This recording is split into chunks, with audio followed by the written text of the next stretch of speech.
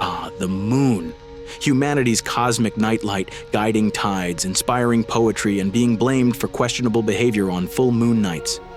But what if, one fateful day, it just decided to leave, pack its orbital bags and say, "Thanks for the memories, Earth, but I'm done"? Spoiler alert. It's bad news for pretty much everything. But hey, let's dive into this nightmare scenario together. First, a little backstory on how we got this celestial freeloading neighbor in the first place. Because yes, our moon didn't just pop into existence to light up our Instagram-worthy night skies. Once upon a chaotic time, 4.5 billion years ago to be exact, a baby Earth got slammed by a wannabe planet named Theia. This catastrophic collision hurled a bunch of debris into space, and lo and behold, the moon was born. Romantic, isn't it? Turns out the moon is basically Earth's messy divorce settlement with Theia. Science even backs this up with some fancy isotopic analysis proving the moon and Earth are, chemically speaking, family. But back then, the moon wasn't chilling 384,000 kilometers away. No, it was hanging out uncomfortably close, like a needy roommate, maybe 30,000 kilometers from Earth. Over time, gravitational forces pushed it further away. Now it's drifting at about 3.8 centimeters a year, like a really slow breakup. Now let's fast forward to our little thought experiment. What if the moon suddenly noped out of its orbit? Well, congrats, Earth. You just unlocked chaos mode. First off, kiss predictable tides goodbye. The moon is the main reason our oceans rise and fall like clockwork. Without it, tides would shrink to a pathetic fraction of their current size, driven only by the sun's weaker gravitational pull. Coastal ecosystems?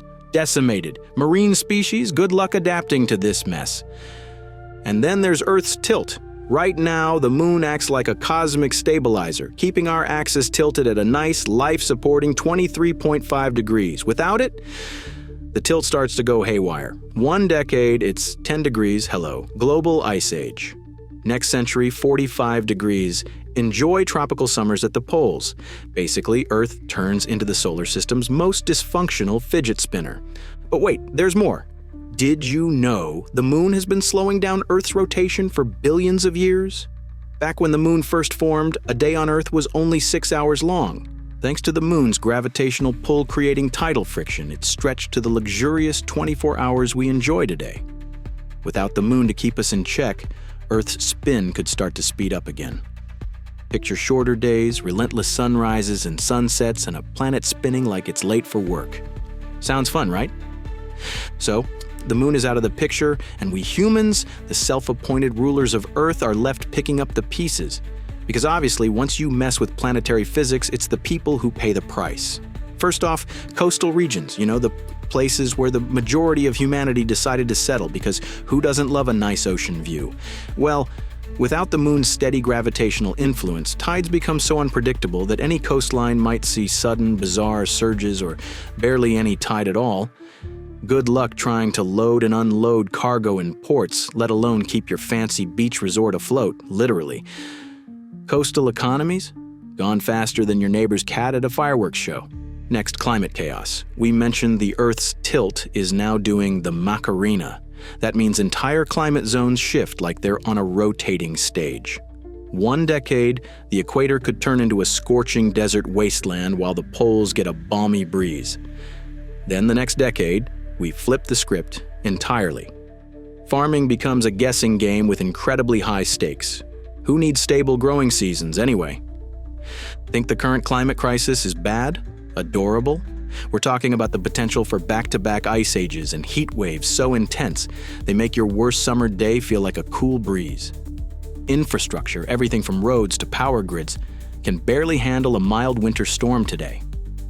Now imagine a planet that can't decide if it's the Arctic Circle or the Sahara Desert from one year to the next. Some optimists might say, "Whoa, hey, we'll just farm indoors, hydroponics, vertical farming." Sure, that'll solve everything, if you don't mind only feeding a fraction of the world's population while the rest either starve or revolt. Because who doesn't love a good global uprising when resources get scarce, right? And speaking of revolts, societal upheaval will be epic. Countries will scramble for whatever arable land remains. Political alliances will shatter faster than your phone screen when you drop it face down. Meanwhile, extremist groups will claim it's the end times. Because let's be honest, it kind of looks like it is.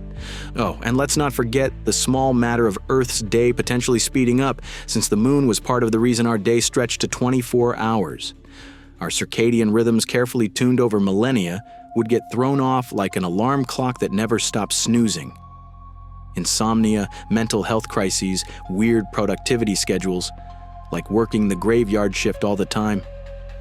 It's the gig economy's ultimate fever dream. In short, it's every dystopian novel you've ever read, cranked up to 11. Humanity would cling to normalcy, but let's be real. We'd be too busy dealing with food shortages, mass migrations, collapsing ecosystems, and a planet that spins to its own newfound, demented rhythm. But don't worry, I'm sure we'll handle it calmly and rationally. Just look at our track record so far. Welcome to your moonless future, courtesy of cosmic bad luck and our overconfidence in fixing anything that goes wrong. Feeling inspired yet? Now, before you start hyperventilating, let's pause for a moment of audience participation. What do you think would happen if the moon suddenly left us? Would humanity build some fancy orbital replacement? Could we live on Earth's new apocalyptic spin cycle? Or would we just give up entirely? Let us know in the comments below. After all, the internet is always the place for rational, thoughtful discussions, right?